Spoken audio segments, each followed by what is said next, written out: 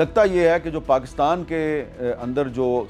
ارباب اختیار ہیں یا پاکستان کے اندر جو پاور کوریڈورز میں تمام سٹیک ہولڈرز ہیں وہ غزہ میں امن تو قائم کرنا چاہتے ہیں، لیکن وہ اپنی فوج کو حماس کو ڈس آرم کرنے کے لیے وہاں نہیں بھیجنا چاہتے، اور اس کے نتیجے میں آنے والے دنوں میں پاکستان پہ دباؤ بڑھے گا۔ اگر پاکستان نے انکار کر دیا پھر کیا ہوگا؟ یہ ہے سب سے اہم بات کہ اگر پاکستان انکار کر دیتا ہے، ابھی تک تو ہمارا فارن آفس یہ کہہ رہا ہے کہ ہم نے کوئی فیصلہ نہیں کیا، لیکن یہ جو میں نے آپ کو تمام تفصیلات بتائی ہیں، تو ان تفصیلات کو بتانے کے بعد اگر میں یہ آپ کو کہوں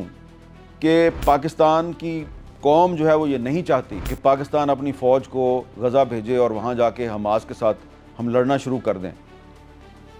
تو ہو سکتا ہے کہ ہماری جو حکومت ہے اور تمام سٹیک ہولڈرز ہیں وہ بھی یہی فیصلہ کریں کہ ہم اپنی فوج کو وہاں پہ نہ بھیجیں۔ جب ہم اپنی فوج غزہ نہیں بھیجیں گے پھر کیا ہوگا؟ پھر یہ جو ٹرمپ صاحب ہر دوسرے تیسرے دن پاکستان کی حکومت کے جو 2-3 اہم لوگ ہیں، وزیر اعظم صاحب ہیں، فیلڈ مارشل ہیں، ان کے بارے میں سٹیٹمنٹ دیتے ہیں، ان کے بارے میں بڑے گڈی بیانات دیتے ہیں، کیا وہ بیانات جاری رہیں گے؟ اور یہ جو آئی ایم ایف پاکستان کے ساتھ تعاون کر رہا ہے، کیا یہ تعاون جاری رہے گا؟ میرا خیال ہے یہ تعاون جاری نہیں رہے گا، پاکستان پہ دباؤ آئے گا۔ ابھی پچھلے دنوں یورپی پارلیمنٹ کا مانیٹری مشن پاکستان آیا ہوا تھا،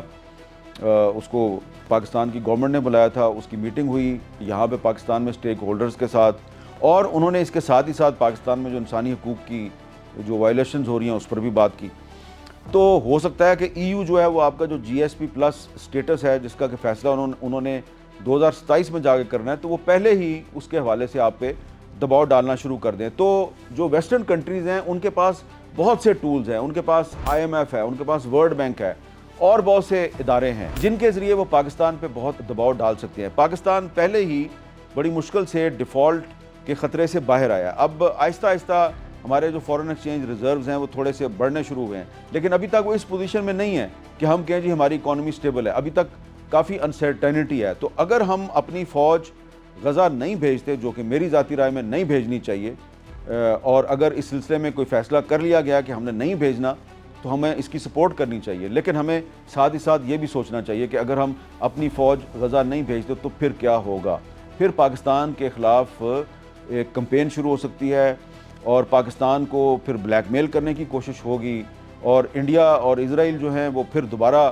اپنی جو کانٹیکٹس ہیں انٹرنیشنل کمیونٹی میں ان کو استعمال کریں گے۔ تو اس کے لیے کیا ہم تیار ہیں؟